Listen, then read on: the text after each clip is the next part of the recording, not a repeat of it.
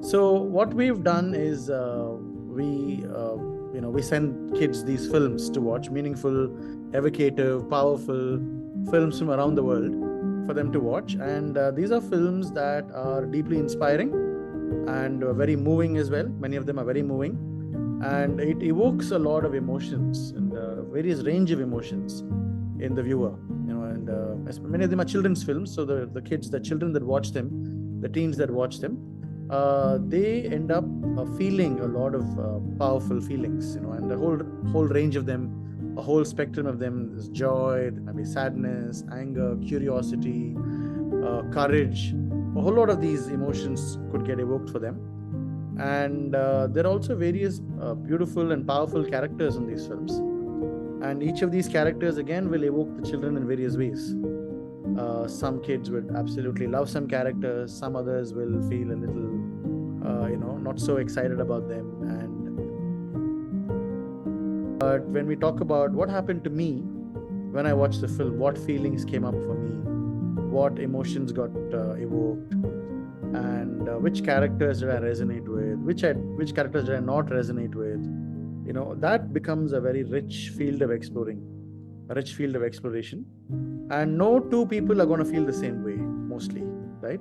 So it's also an opportunity for dialogue, for discovery. I felt this way about this character. How come you felt this way? And there are no right or wrong answers here. But we also engage in some creative exercises.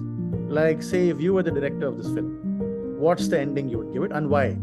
Or if you were the director, what name would you give this film? And why? Why would you give it a different name?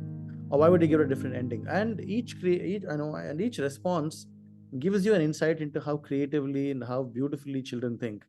And again, it becomes a rich opportunity for them to get to know each other, get to know themselves better, and each other better, and expand the field of possibility. Because then they will also get into a little bit of a debate or a dialogue around, hey, like, this is the ending, I'll give it. And then they listen to other kids giving other endings, and they can learn from that that set of possibilities. They can also debate with each other, or if you give it a different name, or you take a character and say, if you were to rewrite this character, how would you rewrite it? And I haven't done this yet, but one day I want to try this, is show them half a film and then tell them, now, if you were to take this forward, how will you take this forward? I've shown about 50 odd films to kids so far, on a very regular basis. But some of them, if you were to really choose, Whale Rider close to my heart. All of them are, but especially powerful. Colors of Paradise, Heaven. There is Rabbit Proof Fence, which is very powerful, very moving, very courageous. I'm a big fan of Satyajit Ray, and I really feel kids of today's generation really need to engage with a genius like him.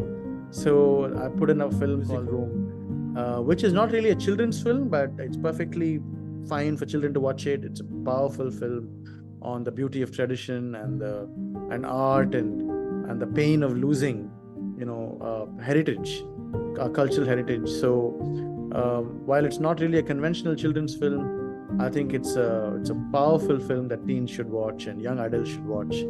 And it's also a way of them getting to know a genius like Satyajit Ray. So, I can keep going on. Where is My Friend's Home, again, about honesty, about integrity, about love. Some of these, are really moving. They're very touching and inspiring as well, And so some of these would be my favorites. I know I've named a lot more Iranian films, in the list. But there are other, the list of 12 has films from other cultures as well. Whale Riders from the Maori culture. Jal Sagar, the music room, of course, is from India. Rabbit Proof Fence is from Australia. And Searching for Bobby Fischer, that's a beautiful film again from America. I've given you a whole bunch.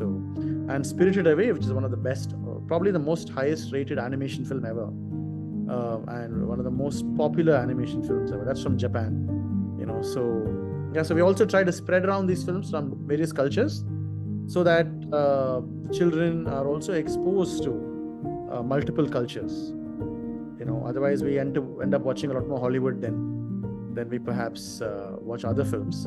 There's also a way of opening up horizons and enabling us to meet other cultures.